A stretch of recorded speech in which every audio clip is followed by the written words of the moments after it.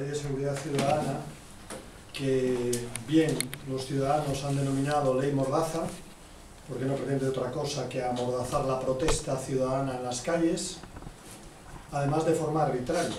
Es decir, ya no son los jueces los que deciden sobre si una acción de protesta es o no legal, sino que lo hace directamente la administración, y los recursos son ante lo contencioso administrativo, donde la administración, el gobierno, tiene todas las de ganar y donde los ciudadanos tienen todas las de perder. En primer lugar, el dinero, porque tienen que pagar tasas judiciales, con lo cual buena parte de ellos ni siquiera recurrirán esas sanciones. Sanciones muy importantes que ponen en peligro el derecho de manifestación, en primer lugar.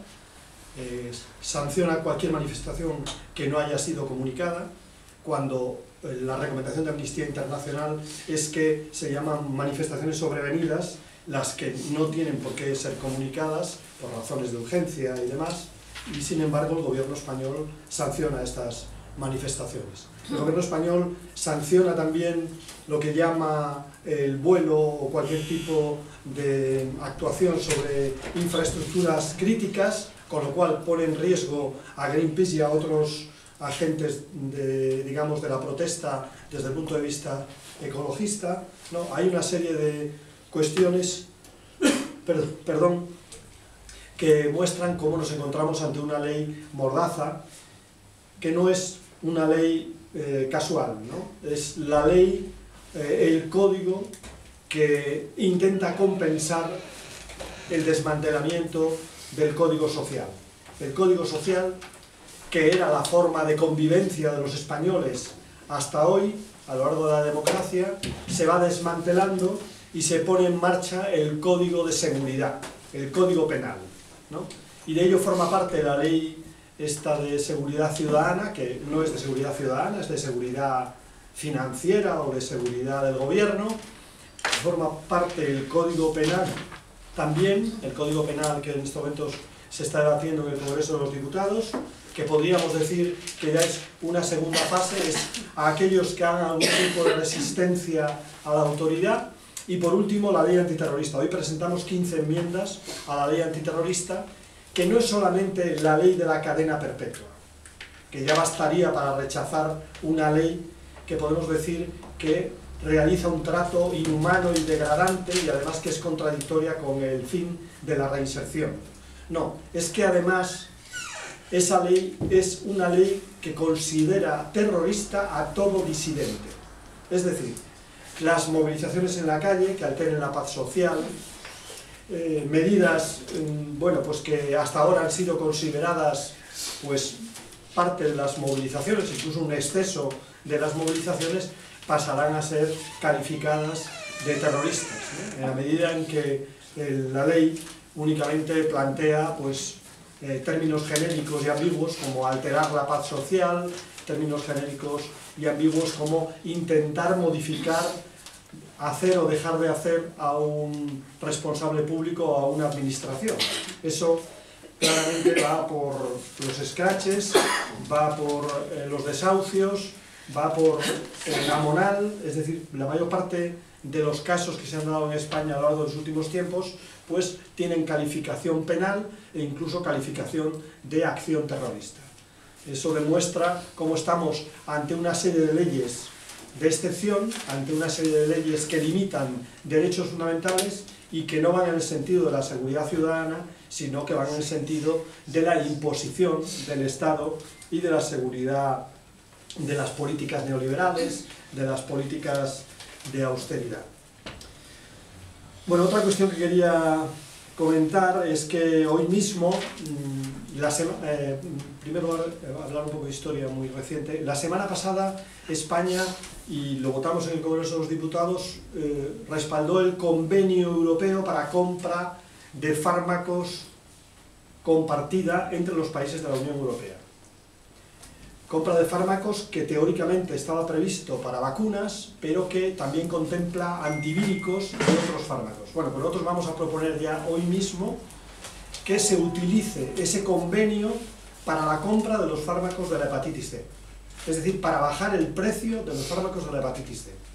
En estos momentos el precio es desorbitado, no tiene ningún sentido, y por tanto nosotros lo que queremos es que sea accesible a todos los ciudadanos, a todos los pacientes, y que dejemos esta política restrictiva del gobierno que con argumentos clínicos lo que en definitiva pretende hacer es no gastar más de 125 millones de euros del presupuesto en estos fármacos, que son fármacos muy caros. Nosotros creemos que tiene que haber otros mecanismos, y uno de ellos es la compra compartida con la Unión Europea, y también podría ser, ¿por qué no?, la licencia obligatoria para que se produzcan esos fármacos como genéricos.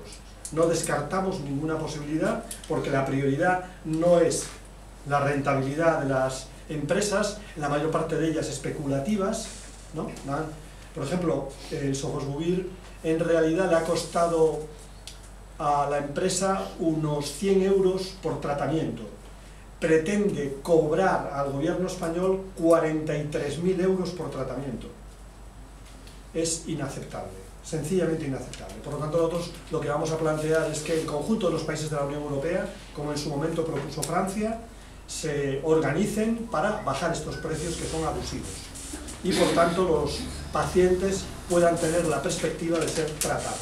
En estos momentos el gobierno mismo ha reconocido que tan solo puede haber el tratamiento de unos 4.500, cuando los especialistas hablan de un primer año en torno a más de 30.000 pacientes, con lo cual queda una parte importante de ellos con restricción del tratamiento. Bueno, esa es la segunda cuestión que quería comentaros. Y luego la tercera tiene que ver con la situación política y con el año 2015. Yo creo que el año que estamos comenzando es un año decisivo. Lo es en estos momentos para el fin de la austeridad. Yo espero que Grecia ayude al sur de Europa para acabar con la política de austeridad, que ha traído como consecuencia un retroceso de años en las rentas y un retroceso de décadas en las garantías sociales. En algunas políticas sociales Europa está en los años 60 del siglo pasado. Eso ha sido consecuencia de la política de austeridad. Yo espero que esta primera cita electoral, que parece lejana, pero que consideramos propia, nos ayude a todos, a los ciudadanos europeos, para acabar con la política de austeridad. Pero quedan citas electorales muy importantes en España, las elecciones andaluzas, las elecciones autonómicas y municipales, y finalmente las elecciones generales. Para nosotros, este año, además de un año decisivo desde el punto de vista electoral, debe ser el año del cambio. Para nosotros, este año debe ser el año del cambio de las políticas que han fracasado en este país. En este país ha fracasado la política conservadora, en este país han fracasado las políticas de recortes, y es hora ya de que haya una nueva política que por una parte recupere la economía, sobre todo el empleo, y que por otro lado mantenga y consolide el estado de bienestar, el estado social, o del mediostar, el que tenemos, lo consolide y lo recupere. Yo creo que eso tiene mucho que ver con las próximas elecciones municipales y autonómicas, y por eso nosotros creemos que las elecciones municipales son fundamentales. Nosotros no esperaremos para cambiar la política española a las elecciones generales. Hay quien considera que eso debe ser así, nosotros no lo creemos. Creemos que las elecciones autonómicas, sobre todo las elecciones municipales, las más cercanas a los ciudadanos, son las que van a cambiar la política. En primer lugar, la política concreta, la política cercana, pero también la política general. Porque ¿qué opinará el Partido Popular si no recibe un importante varapalo en estas elecciones autonómicas y municipales? Pues que queda revalidada su política de recortes. Nosotros creemos que no. Creemos que las elecciones municipales y autonómicas deben servir, en primer lugar, para cambiar la política local, pero además para anticipar el cambio político a nivel general. Y el cambio político general no es un cambio político de siglas, es un cambio de medidas que hasta ahora han estado determinadas por los mercados y por el sector financiero, a medidas que estén determinadas por la ciudadanía, por la gente, que beneficien a la gente desde el punto de vista del empleo, que beneficien a la gente desde el punto de vista de los servicios públicos, que beneficien a la gente también en la participación democrática. creemos que ahí es donde está la cuestión, y la forma de derrotar también, por ejemplo, este trípode de excepción del que he hablado antes, que es la Ley de Seguridad Ciudadana, el Código Penal y la Ley Antiterrorista. También la forma de derrotar este trípode de excepción son las próximas elecciones. Por eso para nosotros son muy importantes, por eso estamos en un proceso de participación y de primarias, por eso también queremos entendernos con otros, sumarnos a otros desde nuestra propia identidad.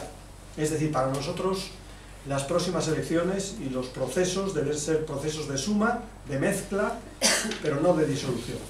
Nosotros seguimos teniendo nuestras propias ideas, nuestra memoria, nuestra experiencia, y queremos aportarla a esos marcos unitarios o de confluencia. Y es lo que vamos a hacer, y estamos convencidos de que van a ser determinantes en el cambio político.